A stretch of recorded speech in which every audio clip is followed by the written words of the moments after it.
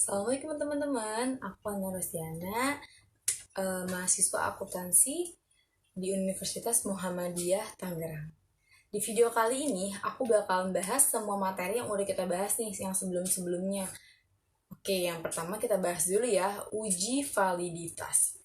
Validitas berasal dari kata validity yang mempunyai arti sejauh mana ketepatan dan kecermatan suatu alat ukur dalam melakukan fungsi ukurnya, menurut Azwar 1986. Selain itu, validitas adalah suatu ukuran yang menunjukkan bahwa variabel yang diukur memang benar-benar variabel yang hendak diteliti oleh peneliti, itu menurut Cooper and Scandler dalam Zolganev 2006. Sedangkan menurut Sugiharto dan Sitinjak 2006, validitas berhubungan dengan suatu peubah mengukur apa yang seharusnya diukur. Validitas dalam penelitian menyatakan derajat ketepatan alat ukur penelitian terhadap isi sebenarnya yang diukur. Dalam pengujian validitas terhadap kuesioner dibedakan menjadi dua, yaitu validitas faktor dan validitas item. Validitas faktor diukur bila item yang disusun menggunakan lebih dari satu faktor, dan validitas item ditunjukkan dengan adanya korelasi atau dukungan terhadap item total ataupun skor total. Perhitungan dilakukan dengan cara mengkorelasikan antara skor item dengan skor total item. Lalu ada uji reliabilitas. Reliabilitas sendiri berasal dari kata reliability. Pengertian dari reliability adalah keajegan pengukuran.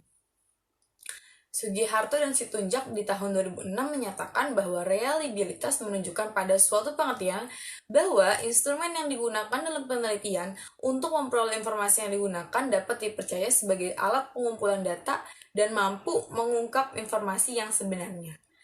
Dalam penelitian, reliabilitas adalah sejauh mana pengukuran dari suatu step tetap konsisten setelah dilakukan berulang-ulang terhadap subjek dan dalam kondisi yang sama.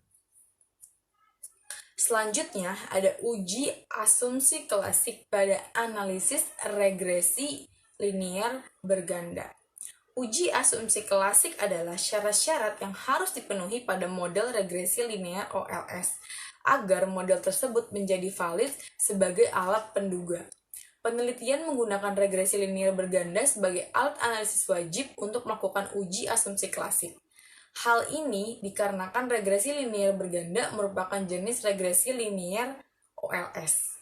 Nah, di penelitian ini terdapat tahap pengujian agar model regresi linear OLS menjadi valid sebagai alat peramalan. Yang pertama adalah uji normalitas. Yang kedua ada uji heteroskedastisitas. Yang ketiga uji multikolinearitas. Yang keempat ada yang kelima ada uji linearitas. Di sini ada analisis regresi data panel.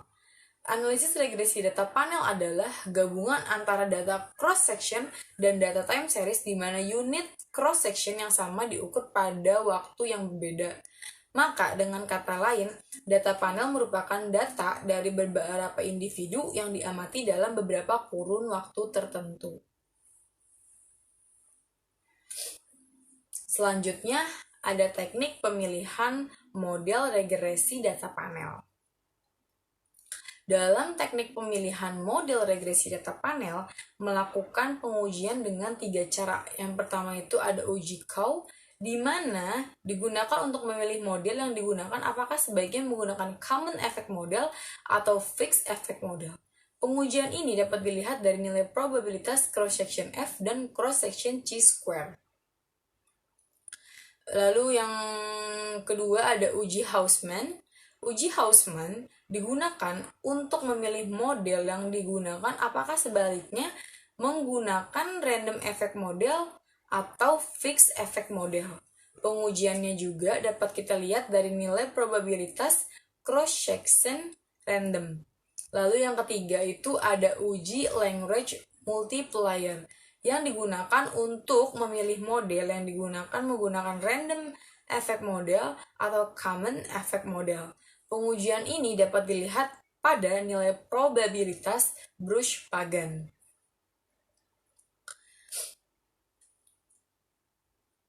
Lalu materi selanjutnya ada uji asumsi klasik pada analisis regresi data panel. Uji asumsi klasik adalah syarat-syarat yang harus dipenuhi pada analisis regresi ordinary least square dalam teknik estimasinya. Dengan demikian, perlu atau tidaknya pengujian asumsi klasik tergantung pada hasil pemilihan estimasi model regresi. Dalam regresi data panel, model yang berbasis ordinary least square dalam common effect model dan fixed effect model. Uji asumsi klasik terdiri dari uji linearitas, autokorelasi, multikolinearitas, dan normalitas.